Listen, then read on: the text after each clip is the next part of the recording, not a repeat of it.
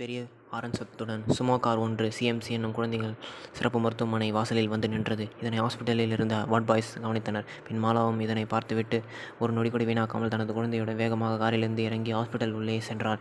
துணையாக ஜெய்யும் சென்றான் கூடவே. பின் மாலா டாக்டர் டாக்டர் என கத்திக்கொண்டு உள்ளே நுழைந்தாள்.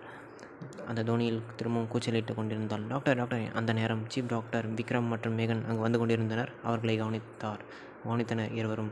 பின் மாலா டாக்டர் எப்படியாவது என் பிள்ளையை காப்பாற்றுங்க டாக்டர் ப்ளீஸ். நானும் என் ஹஸ்பண்டும் கோயிலுக்கு போயிட்டு இருக்கும்போது என் குழந்தைக்கு திடீர்னு ஃபிக்ஸ் வந்துருச்சு. எப்படியாவது காப்பாற்றுங்க doctor please save my child என அவர்களிடம் கெஞ்சினாள் அழுகையுடன்.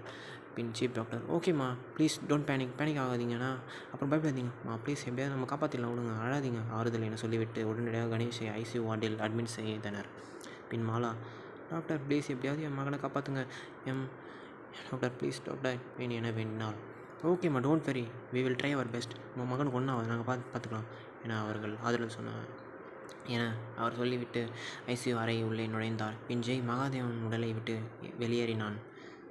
அடுத்த நொடி மகாதேவன் சுயநினைவுக்கு வந்தான். பிறகு அவன் மாலாவிடம் நம்ம எங்கே இருக்கோம், என்னாச்சு, இது ஹாஸ்பிட்டல் தானே, நம்ம இங்கே என்ன பண்ணுறோம், ஆமாம் நம்ம குழந்தை எங்கே என அவன் கேள்வி மேல் கேள்வி கேட்டான். அவளிடம் இதையெல்லாம் மாலா பார்த்துவிட்டு அவள் பதிலளித்தாள். என்னங்க ஆச்சு உங்களுக்கு, நீங்கள் தானே காரை ஃபாஸ்ட்டாக இன்ஜினை ஸ்டார்ட் பண்ணிவிட்டு என்னையும் கணேஷையும் காரில் ஹாஸ்பிட்டலுக்கு கூட்டிகிட்டு வந்தீங்க வேகமாக. நானும் நீங்கள் திடீர்னு காரை எடுக்க நான் பதறிட்டேன். அப்படியே நல்ல வேலைங்க சீக்கிரமாக கணேஷை நீங்கள் ஹாஸ்பிட்டலில் கூட்டிகிட்டு வந்து சேர்த்துட்டீங்க என அவள் சொல்ல மகாதேவனுக்கு ஒன்றும் புரியவில்லை. நான் எப்படி நிதானத்தோடு இதையெல்லாம் செய்தேன், ஆனால் அந்த நேரம் அப்போது நான் அதிர்ச்சியில் தானே இருந்தேன் என அவன் தனக்குள்ளேயே சொல்லி குழம்பி போனான். சட்டென ஐசியூ அறை வார்டில் இருந்து மூடப்பட்ட கதவு திறந்தது. சீஃப் டாக்டர் வெளியே வந்தார்.